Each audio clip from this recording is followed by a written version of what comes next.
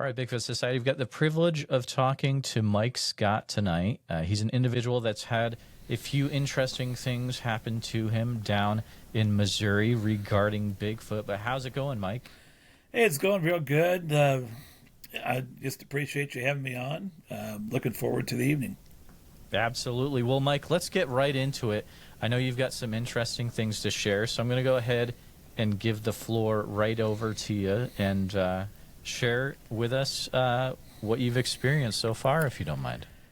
Well, my journey with this started in December of 2019. That's as far as the journey of finding my first pieces of Bigfoot evidence.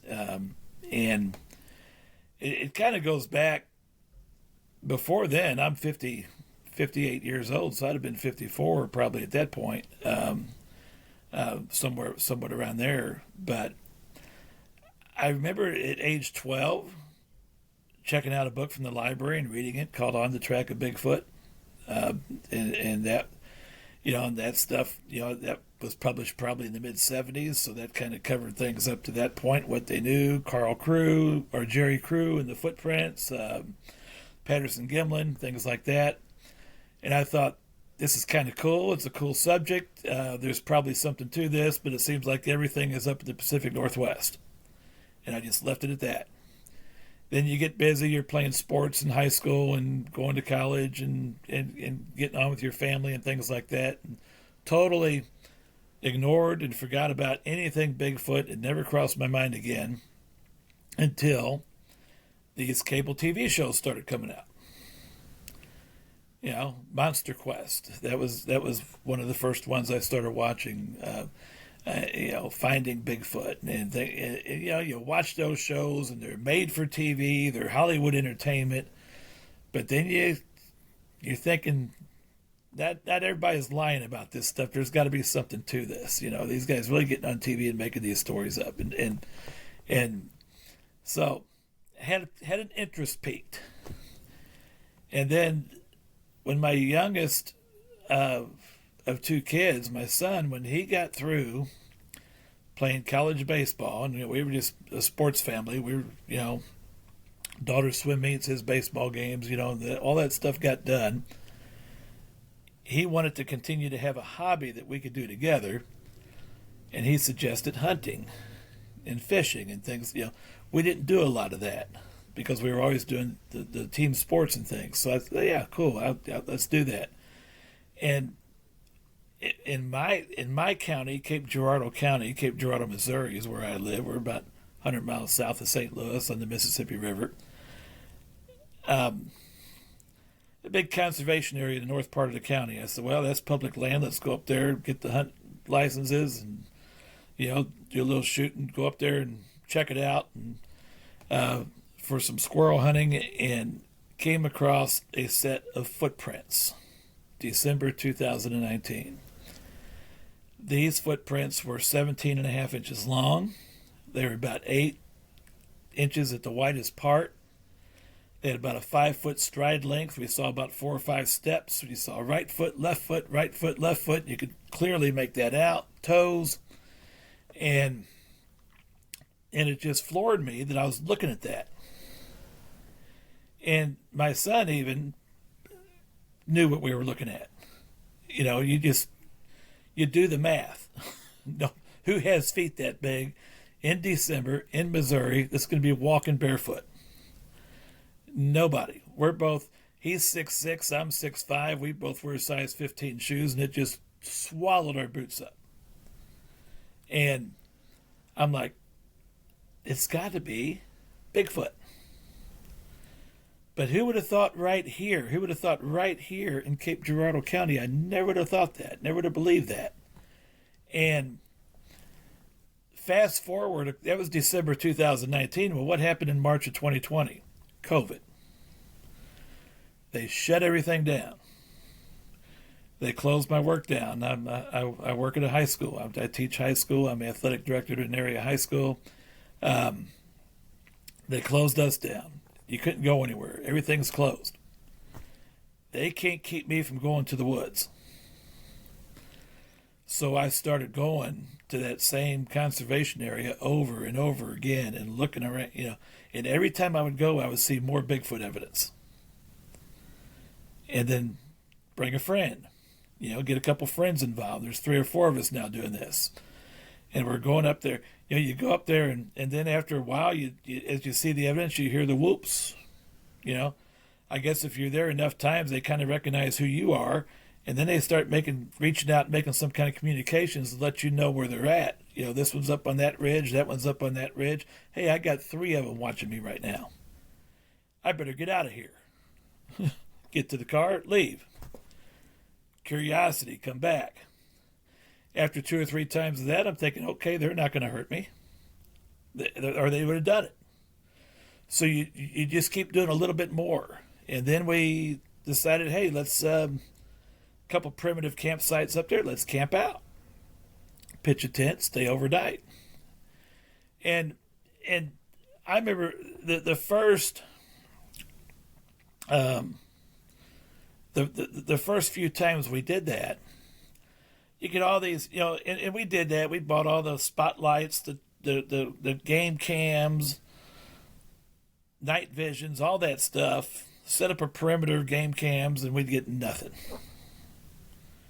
And we get nothing. But we knew they were there because we'd hear them in the distance. And then, as I started getting into these social media Bigfoot networks, you hear other people talk about maybe they tried a little bit differently. So I told one of my buddies one time, I said, let's just put all the cameras up. Let's just put all that up. Let's just us and whatever comes in. Nothing light-wise but a campfire. And it was then when they started paying us closer visits. And that's when we started having some real cool moments and some interactions, and you communicate back and forth with one. There was one that I got to where when I would go out there for about a 6-month period, we would actually verbally communicate back and forth with each other. I think it was a female. She'd stay in the tree line. She wouldn't come out and expose herself, but we had that verbal communication going, and that went on once a month for about 6 straight months. And the communication would last sometimes 10, 15 minutes. And then, then she'd go on her way. And so we had some real neat experiences. And still, later on, I'll share my latest experience with it, which is just awesome. But the up there, and then I got to know some folks that had some stuff going on their property 2 counties away, and started working with them. And that's just been in the last year, in 2 or 3 months that we've been doing that. And I actually had my first good sighting at their place. My first good sighting was back in December of this year. And that's when everything that you've studied, everything that you've interacted with, everything that you've dealt with in 4 years now has finally come to fruition, where I'm sitting there looking in the eye of a Sasquatch at about 40 yards, and no mistake in what you're looking at. And we probably looked at each other for about 15 seconds, and I never felt any fear, because I've been waiting for this for 4 years. I've been in amongst them for 4 years, and plus we were on the private property where the family has a relationship with them. So I felt like, this is cool. This is so cool. You've exposed yourself to me and let me see you, and I think this is so cool. And I just kind of told him that. And after about 15 seconds, he just kind of turned around and moseyed back into the woods. He probably had to be about 10 foot tall. The head and the shoulders were so massive. I'm 6'5", a little north of 300 pounds, and it was just, it were 3 times of me at the head and shoulders. It was really, really crazy. So I have a few questions about the whole, it sounds almost like a habituation type deal going on there, a few counties over. from where you're at, which I want listeners to realize that. So Cape Girardeau, Missouri, is in the southeast corner. So you're Right. very close to southern Illinois, Little Egypt area, correct? We're real close to the Little Egypt area. The place that we research in North Cape County, the conservation area, is really right across the Mississippi River from the Big Muddy River. And everybody's heard of the Big Muddy Monster boy. in southern Illinois. Oh, So, boy. the Big Muddy, where we go, it's about 20 miles north of Cape, the north side of the county. And the Big Muddy is just across the Mississippi River. And then we're in the Missouri side. And there's plenty of Sasquatches up there on both sides of the river. So Absolutely. that's the other thing I found out is there are a lot more of these out there than people can imagine. Because Exactly. just in my 4 years where we go in North Cape, just North Cape County alone, that one conservation area, I've seen every size footprint increment from 10 inches to 24 inches.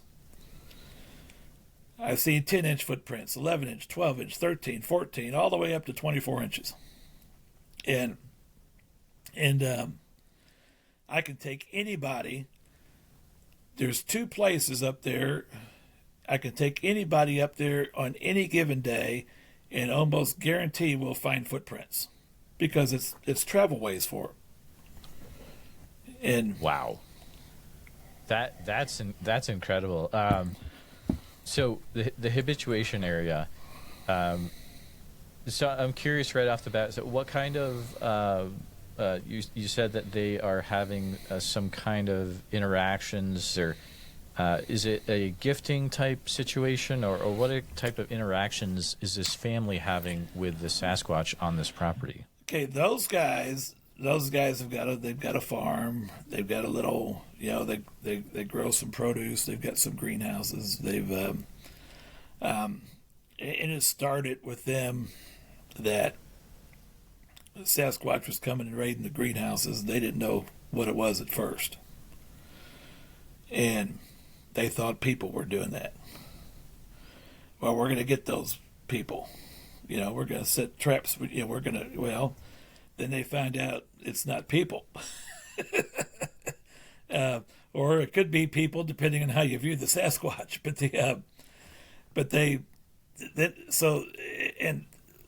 One of the young men with the fam kind of reached out on one of the Facebook groups, like, hey, I got some stuff going on here. And a couple of Carter Bouchard contacted him.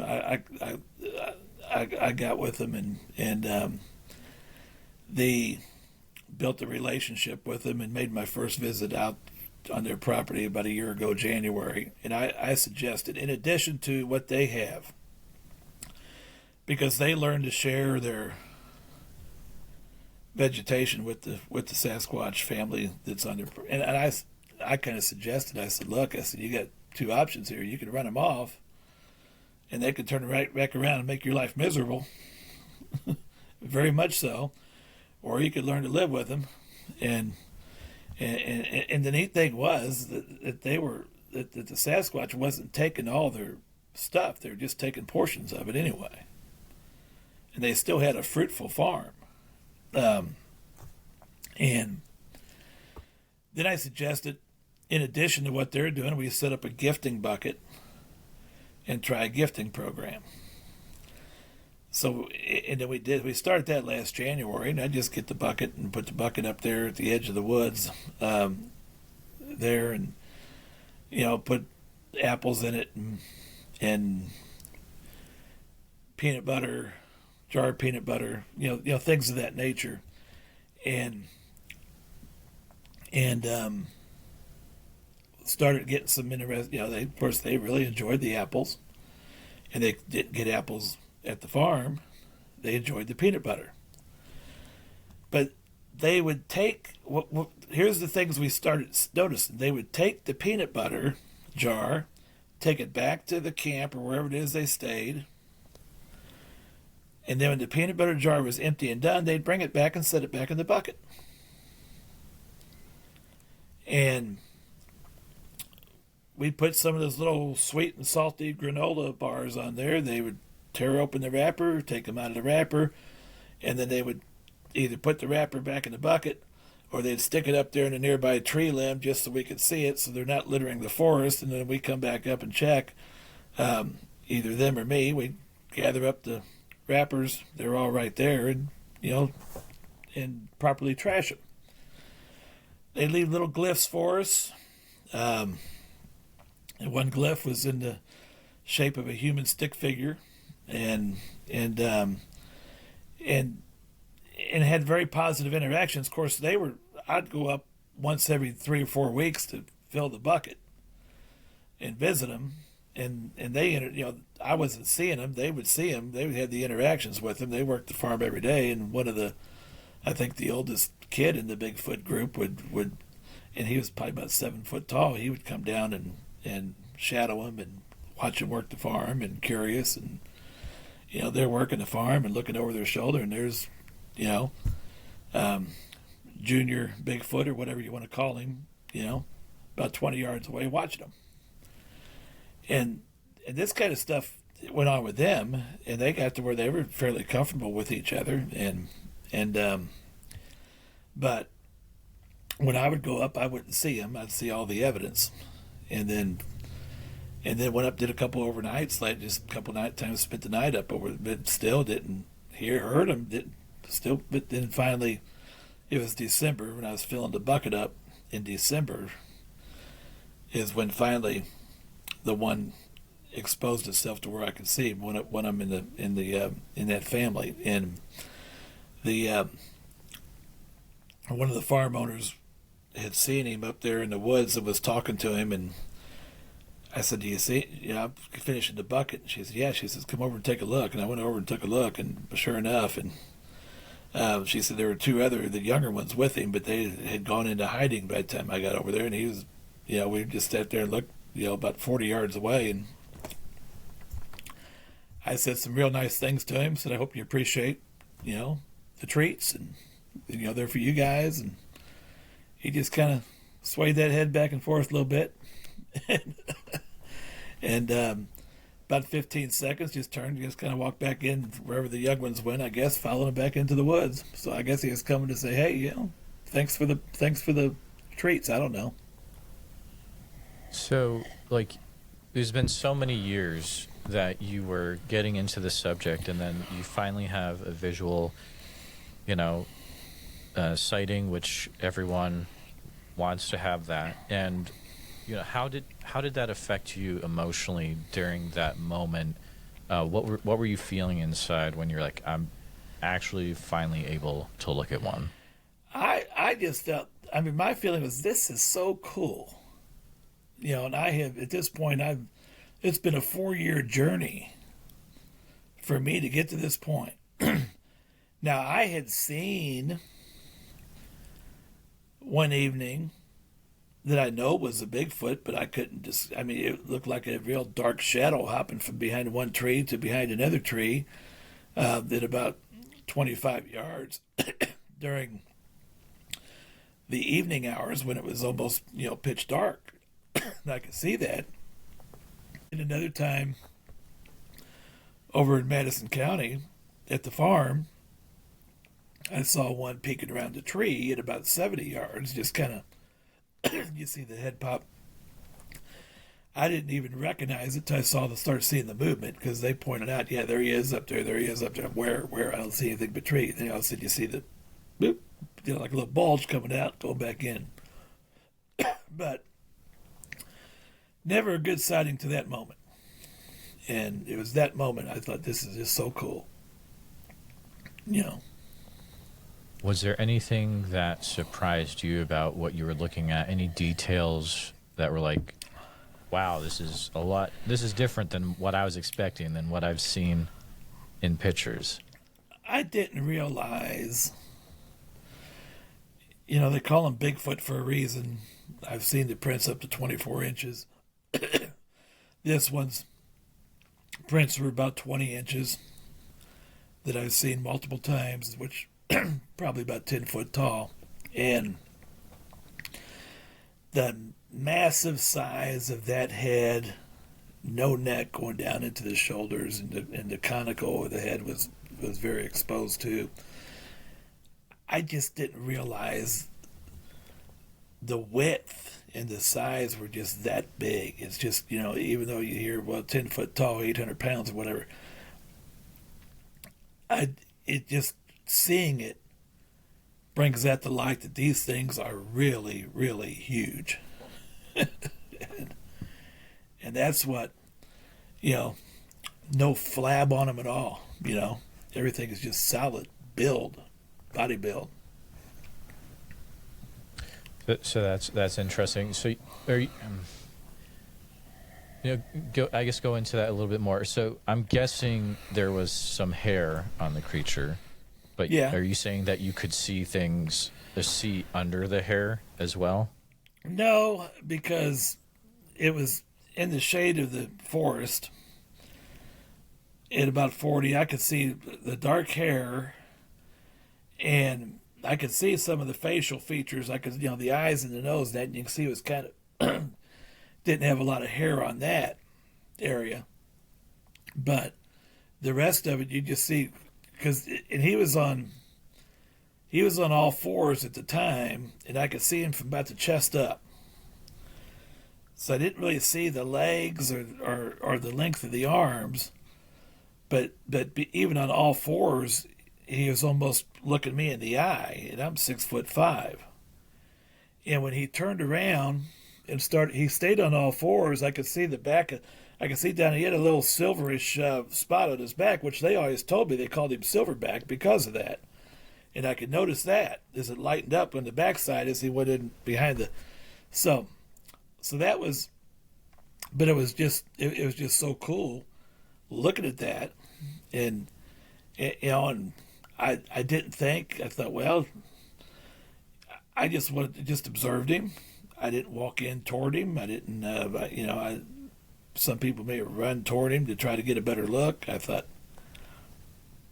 I'm going to respect the situation and appreciate the situation. What's the closest you think they've gotten to silverback on that property, since there's a habituation situation going on? The closest they got to the silverback is probably that close. It's the kid, the one that's about. He's probably about 8 foot tall by now, but they've actually had physical contact with him as far as reaching out, tapping the shoulder, and things like that. He gets out and active with them and is playful with them, but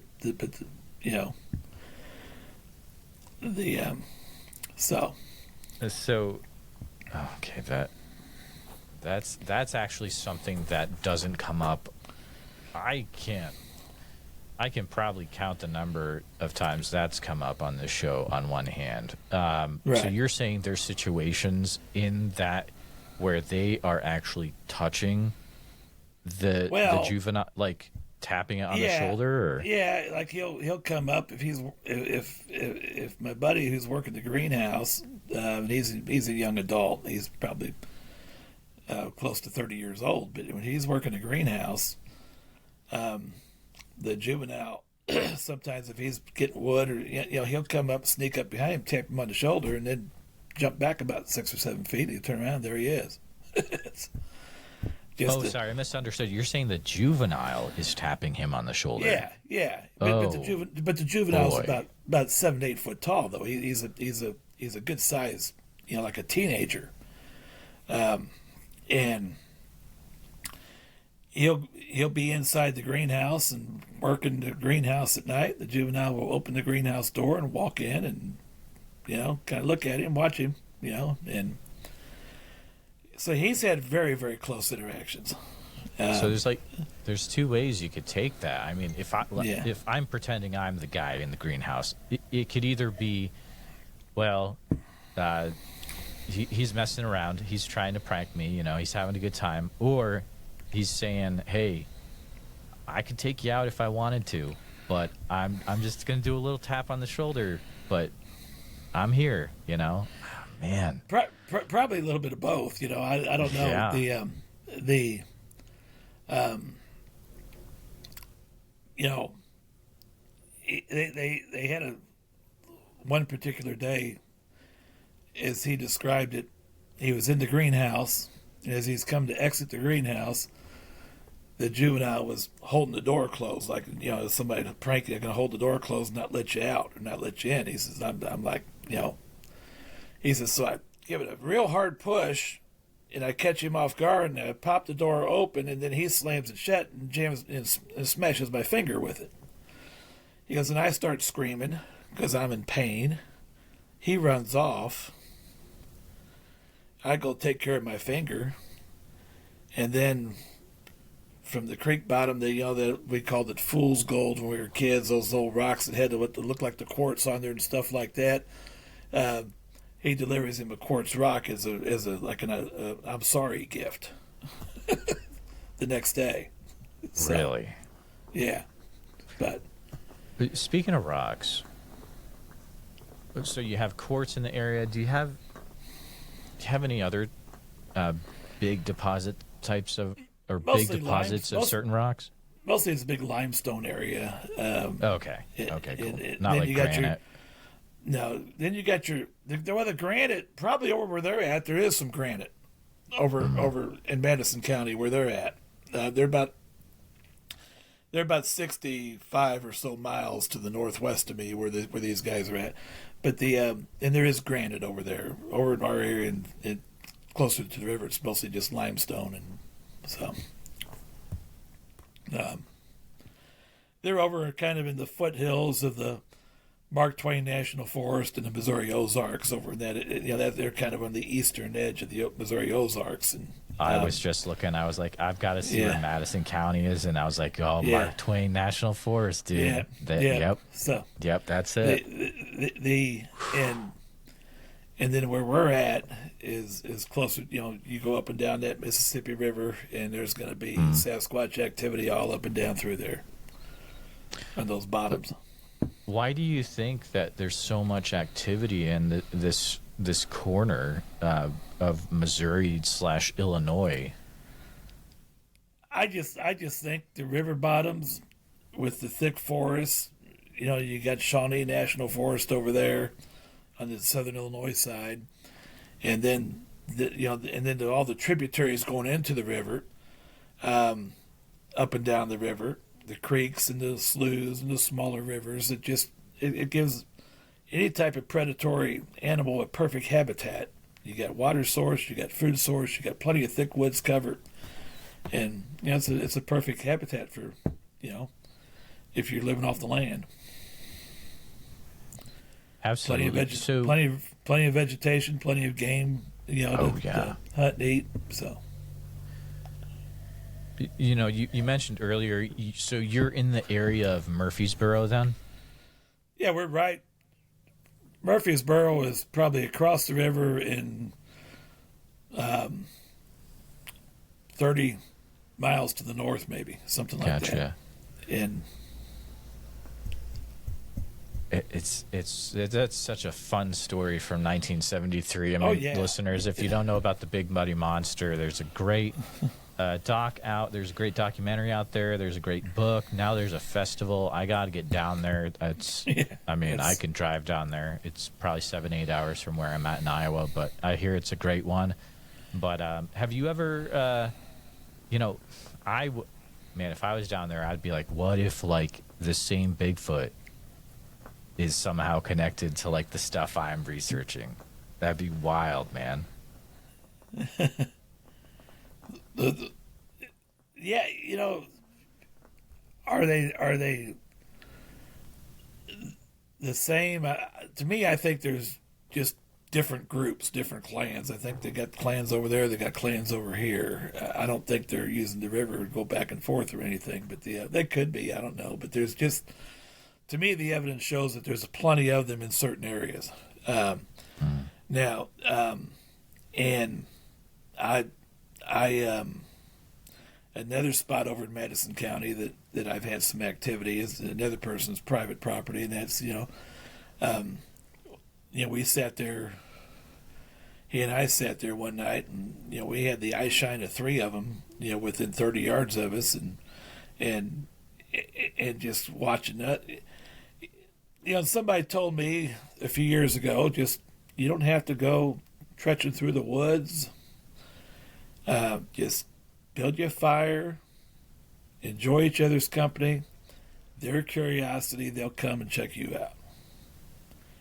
And that has worked for me better than anything as far as getting the interactions. Absolutely. And so let's say you were moving to a new area, and you were like, I got to find the places. What are the first steps that you would take to try to figure out, like, what are the areas I'm going to start to look into to see if there's Bigfoot activity? Well, what I do is I get on the Google Earth and look at the Google Earth maps, the topographical maps. And I look where there's water and cover. And if there's water and cover, you're more than likely going to find Bigfoots. Now, and you don't have to be too far away from the population. You can be, they're not always out in the middle of nowhere. And I'll give you a case in point. I started this journey.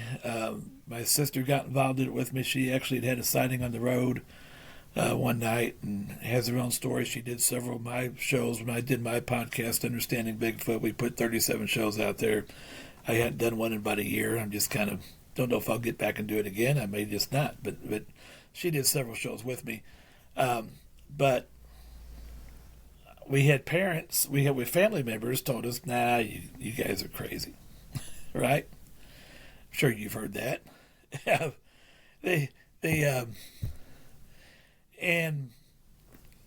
But we stuck to our stories because we knew our stories were true. And we didn't care what they said. We were going to do what we're going to do. And we're going to believe what we know because we've experienced it. And I'd tell my brother, hey, come out with us. Come experience what we experience. And then, so this was this past summer. My parents are both 85 years old. They live up in St. Charles, Missouri, suburban St. Louis, 3 million population, metropolitan St. Louis, right? And Dad and I were going back and forth. We got a great relationship, and we were going back and forth, and he's razzing me about this stuff. I said, look. And I was due up to get up there and take him to a doctor appointment on a Monday, and I was going to come up on a Sunday. I said, I tell you what. There's a bicycle trail that starts in St. Charles and goes across to Kansas City on the Missouri River. They call it the Katy Trail. Very popular tourist, people ride the whole thing. They raid pipes of it. It's a recreational thing. It's super. And right there in St. Charles County, about 6 miles from where my dad lives, there's a conservation area, public conservation area down on that river called Weldon Spring Conservation Area. Katy Trail runs through there. I said, I'll tell you what. I said, let's go. Let's take a drive down to the parking lot there at the Katy Trail in the conservation area, and we'll just listen. Just sit and listen for the night and see what we hear. I had no idea. I hadn't had any other Bigfoot activity in that area except for a story that I knew from about 45 years ago. And we didn't even know it was Bigfoot back then. We just thought this guy's crazy. But we knew he was something that scared him, right? And so we go down there and we park and we're talking. The last cyclist, as it's starting to get dark, the last cyclist that gets done riding the bike on that portion of the trail gets in his truck, and when that truck pulls out of the parking lot, up on the ridge in the woods, we hear distinct 2 tree knocks. And my dad heard that. He said, that was 2 tree knocks. I said, yeah, it was. He said, maybe, my guess is it's signaling the rest of them in the woods that the bicyclists are gone for the night. Minutes go by, 10 minutes go by, we don't hear anything. Now, if that up there tree knocked and he's overlooking there, he knows we're still there in the car. But he knows we're not bicyclists, right? He's smart enough to know that. So I thought, well, I normally don't do this, but I'm with Dad. Dad's got expectations of activity. We're not getting activity. I normally don't do this, but I'm going to let out a couple whoops. That guy up there already knows that. He knows it's me whooping. I'm not going to fool him. I may not fool any of them, but I did it anyway. I normally don't do that. Normally don't have. So I give it a big old whoop. Whoop. A couple of them high pitched. And after I did my second one, up on the ridge to the left of this, we hear a real loud, long, drawn-out Bigfoot scream. Like you'd hear with the Ohio sounds, one of those. And it just set the woods up. We started hearing them all over that conservation area ridge, just yells, back and forth, back and forth. It sounded like a whole chorus of them, just within a certain distance of us. And it scared my dad. He got spooked. I thought it was neat. I thought it was cool because I've heard the same thing in southeast Missouri on a few occasions, right? I'm like, they're here. They're here. This is so cool. And he's like, let's go. Your dad's like gone 0 to 60 in like 2 seconds. Yeah, he's like, oh, exactly. This is real. And I'm like, what are you afraid of? They don't exist. That's hilarious. And anyway, I tell you, he'll downplay it to this day, but it was so much fun, and my sister, who lives in Texas, she was coming up a couple weeks later to visit him. She said, I got to take him out there. So she takes him back out to the same place, and he went and turned the motor off of the car. You got to turn the motor off the car so we can hear you. I ain't turning it off. What if it won't start back up? So she probably brought him back, convinced him to turn the motor off, and then she started. They had some activity too, and it's like 2 times, So, but what that tells you is they're all over the place. You can look at the habitual area in the map, what it looks like, and you can say they're probably there. They probably are. And in this case, they're in a county, St. Charles County, that probably has the entire county probably has a population of 750,000 people. So, they don't have to be too far away, and people recreationally ride that bike trail every single day without incident with the Bigfoot. There, most of them. And I bet they're just watching them all day long, though. And they're just watching them. Yeah. They're people watchers. They I've had that with me on a number of occasions. And it's just, that's the fascinating. That's like when I did the Understanding Bigfoot thing. I said, what do I want to call the show? I don't want to call it Bigfoot is Real. I know that. I don't want to call it Finding Bigfoot. I found him. Hey, let's try to understand what they know and what they're about. somebody told me, he said, "You're never going to understand Bigfoot." I said, "Then we'll always have another show to do or another subject to talk about." Exactly. You know, I bring this up every once in a while, but someone about a year ago was like, you know, so you're going to start focusing on Bigfoot. Yeah, absolutely. Aren't you afraid that you're going to run out of people to talk to that have had stuff happen? I don't think so. And now it's like, no, never. I will never run out of people. It's intense all over the nation and the world. You've dealt with this, Jeremiah, and I've dealt with it. You probably more so than me, where I've had guests on the podcast that I've done that said, "Finally, I'm able to get this off my chest to somebody who understands." Absolutely. And I've lived with this for how many years? We had a situation. I work at a high school, and this is my second year at that high school. I'm athletic director there, and I teach a couple classes. And these kids are wonderful. And this high school is in Bollinger County, Missouri. Now, if you look at the map, Cape Girardeau County is there in the river. The next county over is Bollinger County. The next county over is Madison County, where I've had Bigfoot activity, right?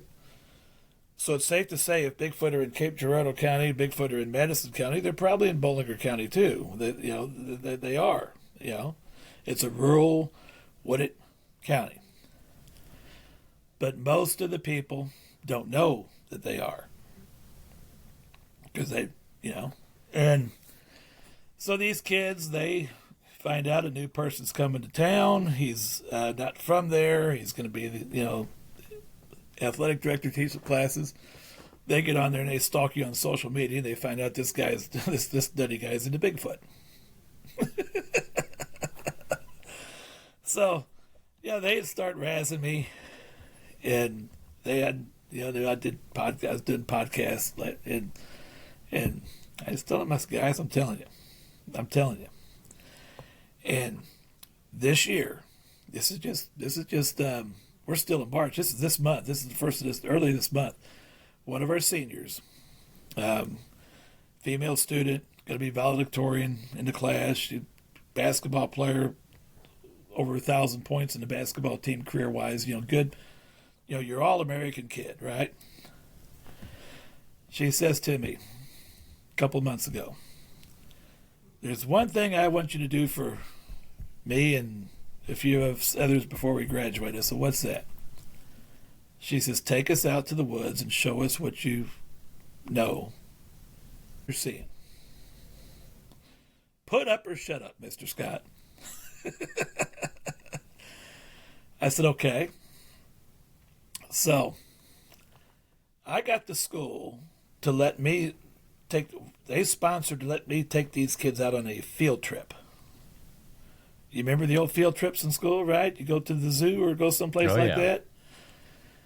So I had 11 students. I had 8 seniors and 3 juniors, 11 students, put them on a school bus. And since we're a small school, I also drive the bus. So drive them over to my conservation area in North Cape County, where I know at least the one thing I know I can show them is footprints. Right? Are you going to show us Bigfoot? Probably not. You're not going to see Bigfoot. They're not, they're not out. I said, I will show you evidence. I had my buddy, one of my research buddies, met me up there. He's retired now. He met us up there, joined us. And so we went out, and we weren't 50, 75 yards off the bus. And I spot the first track. And so I said, "Look at this, guys. Let's look at this." Now, it wasn't a perfect track, but you could tell. I said, "Now get your hands down there. You can see where the indention, barely, but there is an indention. See if you feel toes. They feel toes. Let's get the tape measure out. That track is 16 inches long, 8 inches wide, and they can see that's a track." I said, if this is one track, there has to be others. So you want to look 4 to 5 feet ahead, 4 to 5 feet behind. You may not actually see a good footprint like this, but you'll see where it stepped. There'll be an impression where it stepped. And then the students are picking it out. Hey, look at there. Look at there. He's right. Hey, looky there. Look at, and we saw 3 or 4 steps worth of travel. I showed them what I saw. They went out and started looking like kids at an Easter egg hunt. Hey, this might be one here. Come look at it. Hey, this might be one over here. Come look at it. And so these kids are seeing, for the first time, they're seeing 16. This one's only a 15-inch track. This one's 18 inches long. And they're seeing, and they're getting excited because they're seeing, they know that something is laying these, and these are awful big feet. and so they went up ahead, and we got to an area that I said, I'm going to walk on up the hill because I've seen some good tracks up there before, and they're going to stay along that little small creek bed. And my buddy was with them, and they were going up there. One of my students found a perfect, in the creek bottom, 17-inch print by 9 wide, toes down in there, that heel into the mid-tarsal break, everything's showing. I mean, good old inch indention into the ground. And I got to him finally, and I had thought, because I wanted to have them to have this experience, I brought a kit for plaster casting. I thought, if we find a good track, we're going to cast it. So I got the casting material, showed the kids, okay, follow directions, mix it up. Students mixed it up. Students poured it into the foot. One kid pulls the wallet out. He's got a little credit card. They kind of smooth it over at the top. Make a nice smooth top. And that track is sitting there in the ground. 17 inches long, 9 inches by the widest part. And I wanted to set up real good. By this time, they're hungry and they want to go get lunch, but I wanted to set up real good. My buddy says, hey, let's just do this. I'll come back tomorrow and get it. Let it get good. Because I was worried about, well, if we start taking it out of the ground, I don't want it to fall apart. We got a mile to walk back to the bus. And so my buddy goes back, gets it the next day, gets it out of the ground. This is just a perfect footprint that these students found, cast it, and made their day. And I'm getting it cleaned up, and what we're going to do is all the students that were on the trip are going to sign the flat part of the cast, and the school's going to let us put it on display in the display case in the lobby at school. Now, how cool is that? and these kids, most of them are 3/4 of a way or better to believing in what I'm doing and thinking this guy's not so nuts after all, because we saw this much. And so word leaks, spreads at school what we did. I got the cast in my classroom, and now you got other groups wanting to go out. Other groups, why can't? Well, you can do it. We just got to get a group. We got to, get an org. You can be the next group to go. So, that's the kind of thing. Educating people, and we put that the SEMO Bigfoot and Cryptid Research Facebook page that my friend Susan Perez runs here out of Cape Girardeau. We put the pictures, the story on that Facebook page, which and then Barb Hartman, another one of my co-hosts on Wednesday nights, or co-panelists on Wednesday nights, she put it on her No Drama Bigfoot Facebook page. And I had somebody comment on the SEMO Bigfoot page from just in the county to the north of us in Perry County, right along the river. This is so cool. I've been looking for a group to be able to share with this. I had a sighting when I was a kid, and I haven't been able to talk to anybody about it because my initial conversations were dismissed. You didn't see that. You were dreaming that, you know. And so I reached out to her, and and she and I are going to be talking soon. But I thought, yeah, that's why we do what we're doing, because there's so many people out there that have had that encounter, and they've got nobody to share it with because their initial sharings were discounted. Absolutely. And you probably experienced that. I experienced that. My sister experienced that. But I thought, screw it. I'm going to keep telling the story because it's true.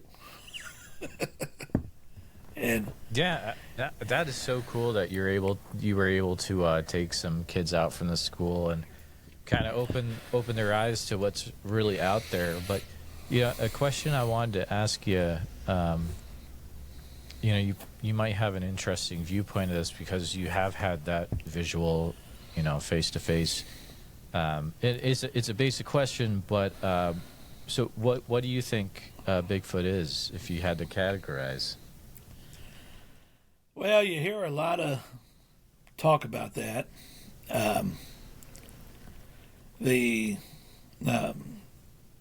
Spiritually, I'm a Christian belief, and I believe, like us, that they are part of God's creation. Now, to what extent they were created, some people say, well, biblically, it's from the Nephilim and this, that. I'm not going to discount that, except for the only thing that makes me question that is the Nephilim were fallen angels and demonic and all that stuff, and these things have been nothing but nice to me. The total opposite of what you'd expect from demons, if you will. All my experience has been real chill, and I know people have been bluffed. My son was bluff charged once, but I know that's out there too. But to me, that's where I'm at with it. But I also know Tom Cantrell said that they're flesh and blood and something else. There's something else going on with them too. He says, I don't know exactly what, and I kind of agree with him on that because I don't have the evidence that they're, some people say, well, they're part of an alien group or they can just disappear into thin air. I haven't witnessed that. I'm not going to discount somebody else's story because people discounted mine. I'm just going by what I have learned in 4 years, but I do know on 3 different occasions, 3 times in my life, have I seen orbs. And all 3 of those times were in the presence of Bigfoot activity. But I've been in the presence of Bigfoot activity multiple times where there were no orbs. So, do they have something to do with each other? They might. But they don't all the time. So, I just try to, as an educator, I just try to be common sense about things. Exactly. The orbs that you saw, were they a certain color or shape or size or? Well, the one time, and I got a picture of it, of the orb. And actually, if you blow the orb up, you see the Bigfoot behind, right there with the orb. I got it on my phone. I could text it to you, but that was green. The other 2 times, the orbs were clear, like light bulb, like a white light, like white lights. So it's really interesting. I've gotten more and more accounts over the last, I would say, 6 months. I think people are starting to get not as scared to talk about the orb thing. I think it might I think people are starting to accept it more. I think back in the day, Yeah. people wouldn't really bring it up. And But, it's like the mind speak, because I've communicated with them oh, multiple really? times, but not through mind speak. I talk in English, and they will vocalize back to me. Sometimes it's a grunt, sometimes it's a little gibberish, sometimes it's just I might get an owl call back from them or something like that. You know, Okay, gotcha. or whoop or so, and then we'll go back and forth. I don't know that they know what I'm saying. I don't know what they're saying, but I can tell that we're on friendly terms with each other. You know, Exactly. but I've got one of my research guys says that he'd had some mind speaking activity with him and told me what they said to him and told me what and I'm like, my first thought 4 years ago was, you're crazy. But I don't think that anymore, because I've talked to enough people that have had those experiences that I think there's something to that. But I don't think everybody has that experience. I haven't had that experience, but I've talked to enough people that have, and so, I'm not discounting it, and that's part of that. There's something else going on. I've had people that have been hit with the infrasound that have told me what that was like. I've never been hit with it, so I can't. And I was as close to. I had one outside my tent door one day, and we were no more than 5 or 6 feet apart. It was just a tent wall separating us, and that was interesting. that was 2 years ago, April. 2 years ago, April, we were camping, and my buddy Bill and I, and he had a friend who was a total skeptic. The three of us were camping, and we were in the tent, and we hadn't really had a whole lot. We were, getting in there for the night, and it had been raining, and it had been cloudy, so the lighting was not good because there was cloud covers keeping the moonlight from being there, and Bill and I had both fallen asleep, and the first sound I heard was a foot crunching gravel. There was a little gravel drive where Bill had his truck parked. And when I heard the foot crunch to gravel, I woke up. And when I woke up, our skeptical buddy was sitting up in his cot, and he was on high alert. And he looked like he was, And we stayed quiet. Next step crunches the gravel. Next step crunches the gravel. We had a tarp out in front of our tent because to keep it from tracking mud into the tent because it had been raining. And the next step is on the tarp. And the next step is on the tarp. So he's got 2 feet on the tarp. He is right there on the other side of the tent wall from us. I know what it is because I've dealt with it. This guy is just on high alert. He knows that something is out there walking around on 2 legs that's pretty heavy-footed. And I'm sitting there saying to myself, talk to it. Talk to it. Say something to it. But I was like, I couldn't. you know what I mean? I'm like, he's that close. I thought, I'm going to let him make one more move, and then I'm going to say something to him. And then next thing you know, 2 or 3 steps, he's back into the woods and gone. And I didn't. I choked. I wanted to talk to it, say something, see what it would react, how it would do, what it would, and I didn't do it. And the thing walked into the woods, and it was too late. And my buddy Bill's still snoring. He hadn't woke up yet. And so I asked the guy, I said, so what did you hear? He said, I heard a couple of branches break from in the woods that did, sound like somebody broke them.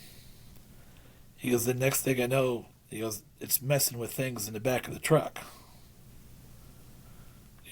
Moving things around, checking things out in the back of the truck. He goes, then it started coming across the gravel, and I thought that's when I woke up, and it started coming across the gravel. And then he had experienced everything I experienced, and I said that was a Bigfoot. He came in to visit us, and this guy's wild. like, and of course this guy went back to his way, and Bill will say, oh, he's putting it out of his mind. You say, no, I didn't experience that. That really didn't happen. But it did. I mean, yeah, that's wild. Have you guys ever heard or experienced zipper noises down there? Intense? Yeah. I haven't, no. Okay.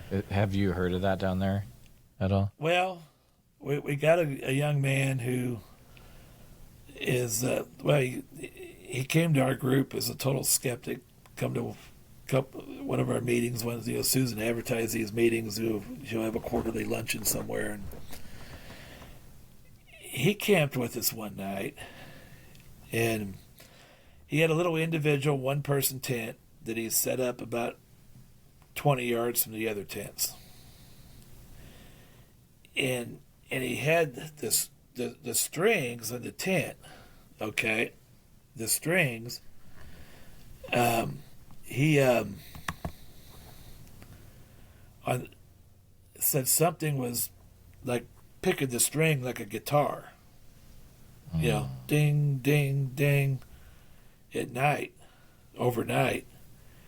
And he didn't. He said, because I thought maybe it's just the wind. Well, the wind's not going to do that, on those tent strings.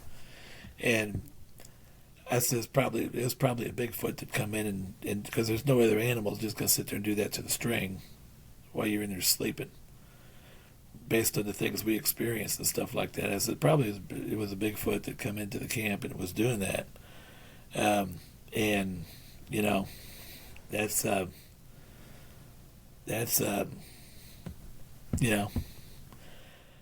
closest that we've heard. I haven't heard anybody is it. Yeah, it's a they will let you know that they're in the area. They'll do different ways. They'll do different things to let you know they're in the area, and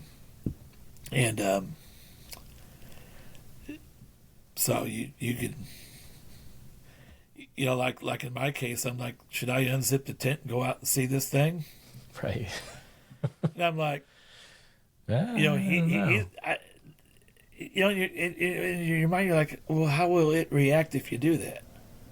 Yeah. Will it feel that I'm being aggressive with it? I mean, I don't want to tangle with it, right? I'm not going to win that. Well, if it feels I'm being aggressive with it.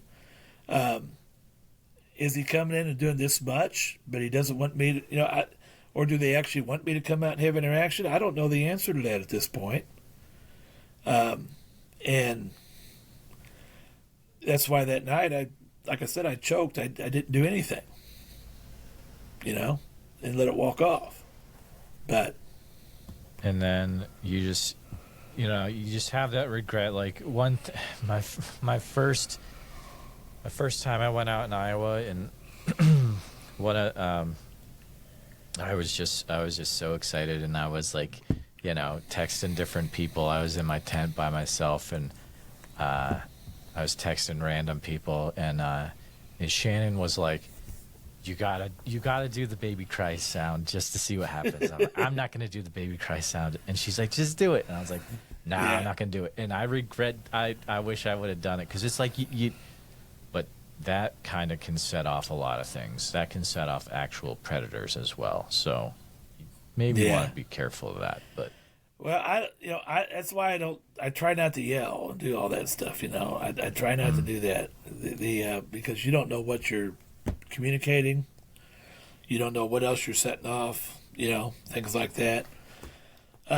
Bill, I mentioned Bill. Bill and I had camped on one occasion. It was just the two of us, and we were setting in for the evening. We were hoping to have some good activity with the Sasquatches, and about some people pulled up to hunt coons. They had a couple 2 or 3 coonhounds. Got down into those, started going down into those woods, and they were in our vicinity, and you can hear those hounds yapping, and I thought, well, there goes our night.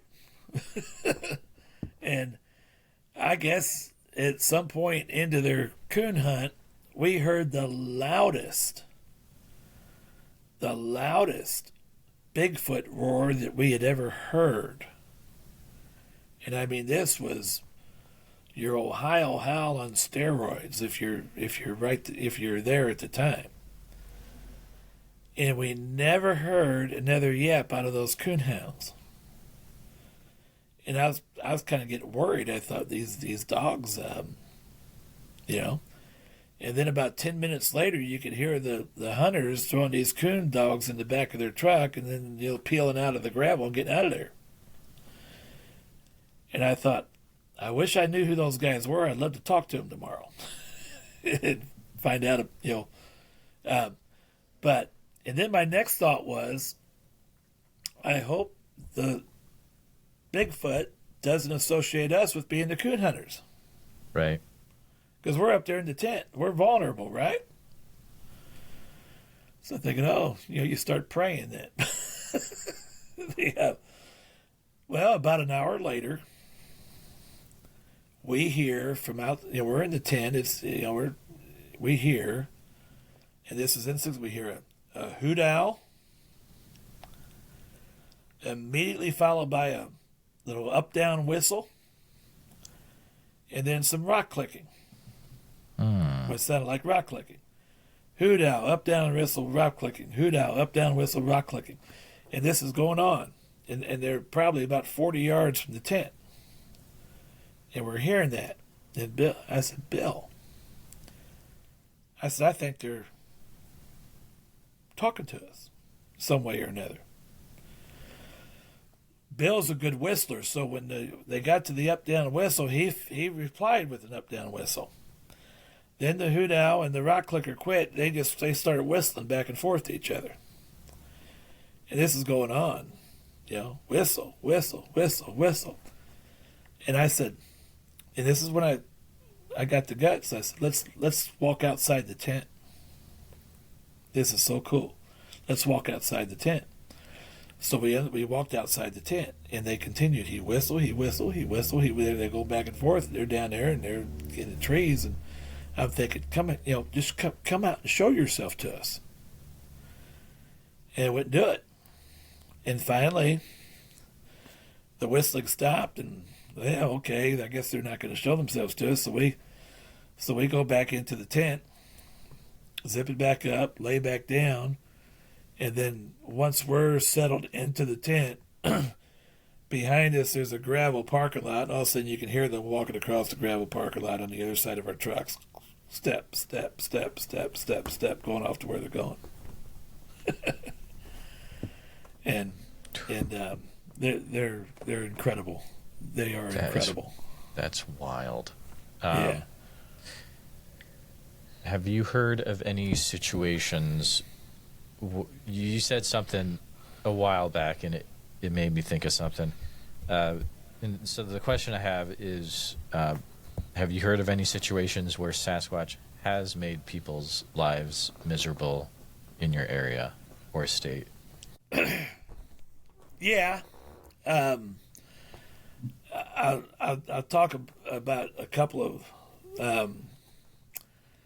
like I say, this is a conservation area that we go to, and of course it's surrounded by farms and people that just have property and want to be out in the middle of nowhere or whatever, and there's not a lot of population up there 20 miles north of Cape. And these guys, they'll come in and with their side-by-sides and that, and one couple stopped one time and talking to us, and he sees me, and he says, I've seen you up here before. Well, and we try not to let them know what we're doing, right? Yeah. And so finally, my buddy asked him, have you noticed anything strange, any weird activities up here? No. Okay. Well, they're. So the guy leaves. He comes back about 30 minutes later. He says, I had a Great Pyrenees. I found him down in the hollow of my property, dead with a broken back. You ask about things strange. He goes, something would spook my horses down there at night. They're Great Pyrenees, they're guard dogs, right? And he goes, he ends up with a broken back down there. He says he didn't get hit by a car because the road's just a little gravel road that nobody ever travels. I mean, your dog's not going to get hit by a car on a. He said it was, and it would have been down there in the bottoms. He goes, what would have done that? He goes, there's no teeth marks on it. He goes, there's no scratch marks on it. There wouldn't be a mountain lion. We do have mountain lions there too. I saw one a couple years ago. What would have done that? I said, probably Bigfoot. Because whatever the Bigfoot was doing, causing the horses to react, causing the dog to react, they thought they don't want their cover blown, so let's eliminate what's blowing the cover. Probably Bigfoot. They're out here. He didn't know that. And another situation, and my son was actually the first one to find the tracks that first day in December 2019. He's into hunting. He would go up to that same conservation area and deer hunt. And I remember this, and he knows Bigfoots are up there because we had interactions.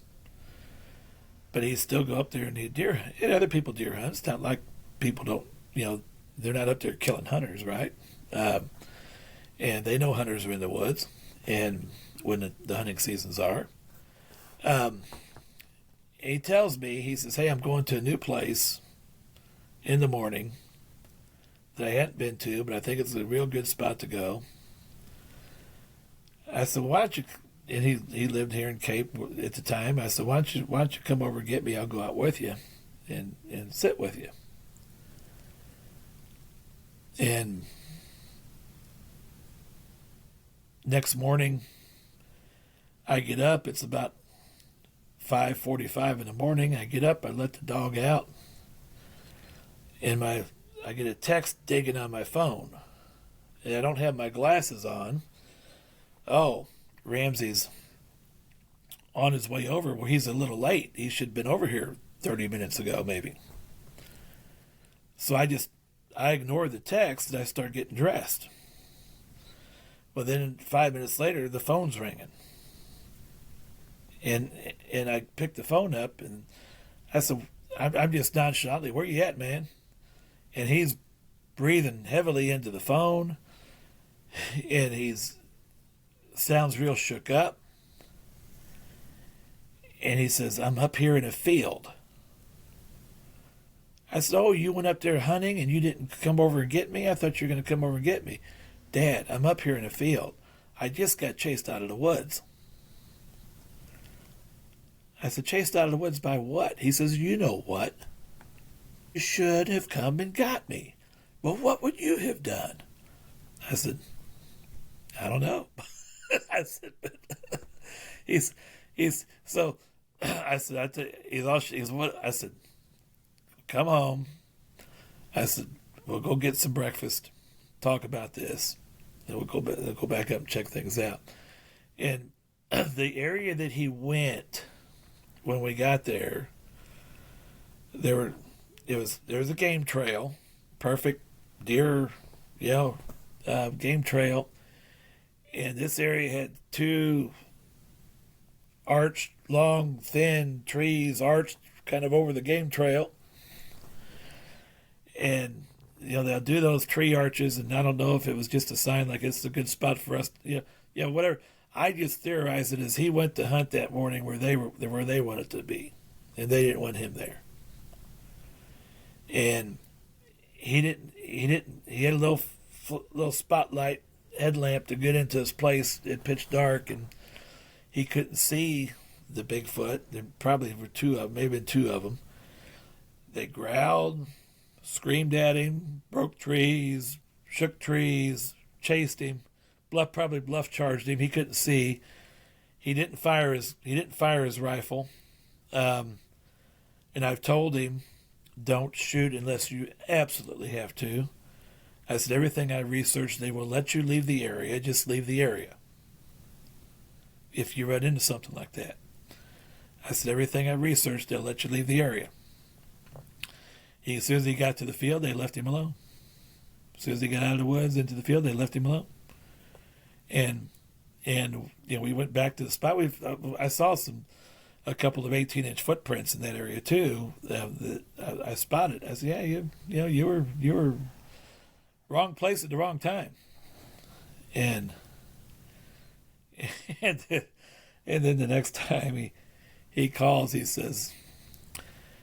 he goes, I really want to hunt that field back there. He said, will you go with me today? I know he goes, you're not afraid of these things, and I just feel better if you went with me. Yeah, I'll go with you. But he had that experience. He didn't like it. He didn't want to have anything to do with him. And so yeah, a lot of accounts I take, it almost sounds like they want you out of a certain area, or they just want you out of a certain area, and once you get out of that area, they'll kind of just leave you alone. Wow, that's wild though. Have you had any conversations or connections with up here we call them DNR officers or forestry workers or law enforcement officials about Bigfoot? Yeah, Missouri Department of Conservation. They're field agents. We were up there one night. We had a little they got two little primitive camp areas up this conservation area, and we up there. And this is in January. My goodness, a few years back, and got a fire going. Just spitting snow, and got a tent. We were camping, and there was four of us up there at the time. I think three of us were going to camp. One was going to go home when he felt like it. And we were just up there talking, and a game warden making his rounds stops, and he comes over to check us out. Starts asking questions. He's got to find out, are we up there do we mean no good? Are we up there? And it was during COVID, and I finally said to him, I said, look, we're not hunting. We're not, and nobody was really getting drunk or anything like that. I said, we just come up here to get away and be somewhere where we can just sit down and just visit with each other without having to put a mask on, without having to worry about social distancing, without having to do any of that stuff, just to kind of get away and just chill and visit with each other. And he's like, oh, okay. He says, I feel like, though, I probably better say something to you, though. He says, there could be, because I don't have first-hand knowledge, but there could be Bigfoots in this area. Missouri Department of Conservation. Okay, hold on. So, did he know you guys were Bigfooters when he said that? Nope. Oh, snap, we didn't mention what we were up there doing. Oh, we didn't want him to know. I was like, we just was someplace we go visit with each other without having to put a mask on and social, work, but just try to be normal. And when he said that, I said, "What did you say?"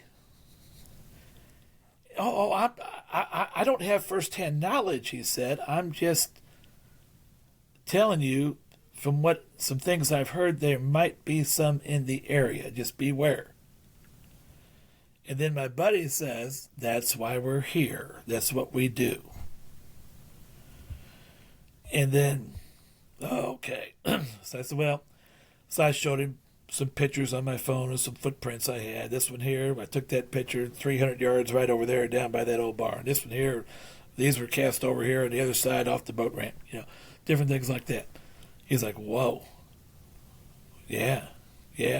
Okay, you got the evidence. Well, we've exchanged contact information. He and I have. I've got his cell number in my phone, and he's got mine. And they're okay with us going up there and researching. I sent him a text most recently of this plaster cast our kids did. Told him what we did, what we found. He's like, that's awesome. And then we had another conservation agent. He said, he goes, if you want to check out other places, he gave us a couple other wildlife areas in southeast Missouri. You can go there. He goes, they're there too. Dude. Now, the state of Missouri says they don't exist. Well, of course they do. The narrative of the Missouri Department of Conservation is it's a mythological creature that does not exist. But these two field agents say, oh, yeah. Be careful. And the one guy even said to me, he says, he goes, it floors me that you guys actually spend the night out. I told him, I said, they have not been harmful to us. They've showed us nothing but peacefulness. And So that is awesome that you've got some guys on the inside like that are on a talking basis with you. That's so cool. But these Sasquatches, they are very disciplined. They got a sophistication with their units. Call them clans or family units, whatever you want to call them. Uh-huh. I mean, I'll sit up there at that parking lot. I sit in that parking lot during deer season, and the firearm deer season, which is state holiday probably in your state, my state, right? Yeah, pretty much. The hunter comes out of the woods onto the gravel parking lot. About 70 yards off the way, you hear, whoa! 10 minutes later, next hunter comes out, whoa! These hunters are oblivious to it. Oh my goodness. They act like but you have a Sasquatch watching the parking lot. Hunter out. They know exactly how many cars are parked, how many people are down there hunting, when the last hunter gets out of the woods, and when they can go start roaming. That's how sophisticated of a system they've got going. And if they've got it going in Cape Girardeau County, they've got it going all over the country. Absolutely. That's how they thrive, and that's how they thrive and survive, and that's how people hunt without knowing they're out there. Yeah, I mean, it reminds me of what the Olympic Project out in Washington says. Chris Spencer, Shane Corson, they say that you're going to catch a lot of stuff when you get right out of your vehicle, so you better have a sound recorder going, because that's when you're going to hear they're back again, It's crazy, dude. And they've got their, what do you call them, day watchers, whatever you want to call them, that are positioned in certain areas, and and they're going to keep an eye on things. But they've got that going on, and they have learned to coexist with the hunters, and that's why they're and I tell the hunters, well, like my son, I said, you're not going to shoot your way out of it unless you absolutely have to. I said, but at the same time, they know that you've got a gun, so they don't want you to shoot your way out of it. Yeah, absolutely.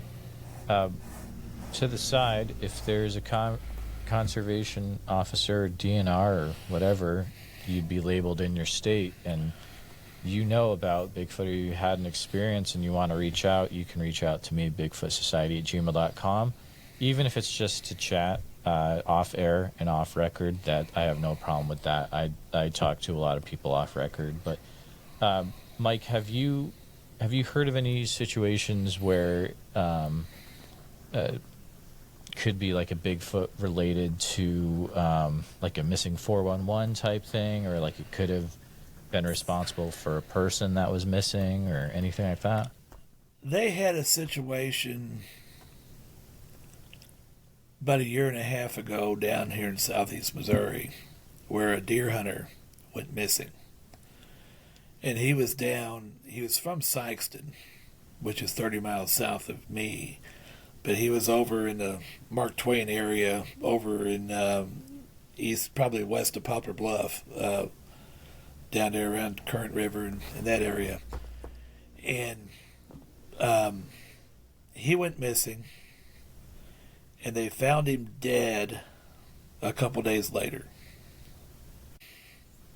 He went missing. Here's what's strange about this. They searched the area on his rifle, and he wasn't there. The next day, as they're searching the area, his body was back at the place where they found his rifle. A lot of people, speculating, Bigfoot got him, Bigfoot got him, Bigfoot got him. And my theory on that was, I don't think so. I don't know what got him. He may just had a heart attack and die. I don't know what caused his death. Something may have taken him somewhere, because he wasn't there where the rifle was at. I don't know why he would have left his rifle to go,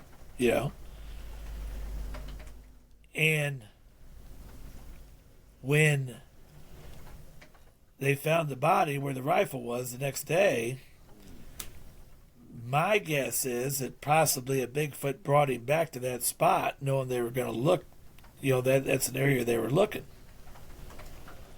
Because the last thing the Sasquatch wants is a bunch of law enforcement officials scoring through their territory, I would think. So I'm thinking, my theory is they brought the body back. There's your body. I don't know what caused it. Maybe they did. Maybe he was ready to shoot. I don't know if it was Bigfoot that got him or not. I hadn't heard all the details since then on that. It's been kind of hushed up. Right. But so it's sketchy. Nobody really knows for sure. But somehow that body got back to where that gun was at. It wasn't there the day before. That's a tricky situation for sure.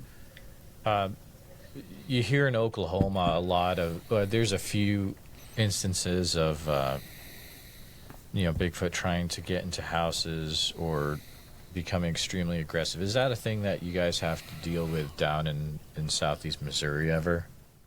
I haven't heard of that. No, I have heard knocking on the walls, knocking on the windows. I had a lady on one of my podcasts. She's from over in the Springfield area, north of Springfield, and she said that there's one that, he's at her bedroom window every night between 2 and 3 in the morning, tapping on it. Not going out to see what he wants. She goes, no. No. Time to put up some game cams. She goes, this is every night. And I said, put up perimeter game cams. They'll stay away from there. Yeah, they'll be out of there. I've heard of that. That things like that, peeking in the windows, knocking on. I haven't heard of one trying to get in the house though. Not a personal story from anybody. Gotcha. I've read some encounters. I read some encounters where maybe they perhaps did in that. So even over at the place where I go in Madison County, they've gone up to the house. They haven't tried to get in the house. So they've gone up close to the houses in Madison. They've been up to the porch, but they haven't been in. They haven't tried to get in the house or been in the house. So they're like getting up to the porch, but not quite crossing that point of no return because they know not crossing that. That could happen someday, but man, that's wild. Because they've had gifts left for them on the porch right there outside the door. Oh, really? They come up and leave a gift in return for the food they're getting or something else. So. Exactly. Do you know anything about a place called Marley Woods down in Missouri? Place called what? It's called Marley Woods. Marley Woods? Yeah, I was just shot in the dark. It's you know, Skinwalker Ranch out in Utah. Yeah, I've heard of it. So supposedly there's a version of that somewhere in Missouri, where it's like a lot of UFO stuff, but also some Bigfoot type things It as would well. have to be. It would have to be over in the Ozarks, I'd guess. Although, Yeah, I would guess too. yeah, we, you know, I had a guy that's he's doing a documentary on the this Grand Tower UFO thing from about 50 years ago over in southern Illinois, which is a big buddy area across where we research, and we saw what I'm just going to say it was a UFO because we couldn't identify it as anything else in the sky one night when we were up there. Wow. And that thing was doing all kinds of things that aren't known to any aircraft that we know anything about. And so we just, so he'd found out and he wanted to know. I couldn't, he was down doing some interviews. I was out of town when he did that. But he's putting his documentary together. My buddies, I think, interviewed with him. But but I did talk to him on the phone. I said, that's what I saw. I can't tell you that it was related to aliens or not, but I did see something in the sky that was not a normal thing in the sky. And so, but that whole area. Yeah, that stuff is, you know, and if, like I said, if Bigfoot is real and Bigfoot is in the abundance that they're in this country, which I believe if they were recognized, there's more than enough. They would not be on an endangered species list. Uh-huh. And nobody knows about that, then I'm not gonna say those other things aren't real. There's no telling what's out there. So I got one last question for you. You know, you're hearing a lot of accounts and stories in your corner of Missouri. Do you ever hear any accounts or sightings of non-Bigfoot creatures in the area? I haven't heard anything related in our area to Dogman. Probably the closest thing related to that. Well, I mean, what's his name put out a documentary recently. My friend Miguel with Sasquatch Theory about Oh, yeah, he's a great dude. a dog man sighting over to the west of us, Mark Twain area again. Mm-hmm. The somebody reported a couple years ago, and they described, and this was like right in Cape Girardeau. What they described as far as the creatures, probably the closest thing we would call it would be the Mothman. Really? Big old Batman type thing flying around, you know. And they said there were two different sightings within about a month of each other in the Cape Girardeau city limits on the outskirts of it. And I'd heard about that, but didn't follow up on it because, you know, but who knows? And how long ago was that? You said a few years? That's or? probably about 3 years ago, Okay. probably. I mean, that's probably about 3 years that's ago. wild. I hadn't heard anything since then, but I did hear two in the same region within about the same month of each other, and I didn't know, I didn't get any names. I just heard about it. So, and I thought, you know, I'm diving into Bigfoot. I don't have time to dive into everything. And That's the thing, right? When you start focusing on a thing like Bigfoot, it's like you don't have time for anything I don't else. have time. Yeah, You know, and, I get it. and so Get it. Mike, it has been a really fun time chatting with you. You are a wealth of knowledge about Bigfoot in general, and especially in your corner of Missouri. Such a fun time. So thank you for coming on. I appreciate that. I appreciate you inviting me. I know we first contacted about 7 or 8 months ago about this and doing this, and finally got together. And I've enjoyed my time. I've enjoyed sharing what I've experienced, and hopefully your audience gains a better understanding as well. Hopefully they enjoyed it. So Absolutely. Do you mind taking a few minutes how people can, if there's any way to keep up to date with what you're doing, how to contact you if they have reports in your area, the Cape Girardeau County, Missouri, all that good stuff? okay, yeah, my email address is real easy. It's all one word: understandingbigfoot@gmail.com. I am with the Facebook page. I'm on Facebook as Mike Scott. I'm on Facebook. I'm a part of the SEMO, Southeast Missouri SEMO Bigfoot and Cryptid Research Group on the Facebook page. They're welcome to join that and get on that, and they kind of keep up with what's going on in Southeast Missouri, and they can contact us directly through that as well. Those are the easiest ways. I hop on the Grizzly is on the Hunt podcast on Wednesday nights, most Wednesday nights at 8 o'clock, and on his channel as a panelist, and so I'm out there. Love it. Good stuff. Well, Mike, thank you so much for coming on tonight. No, thank you. I really appreciate it. You got a great show, and I'm glad got to be a part of it. So.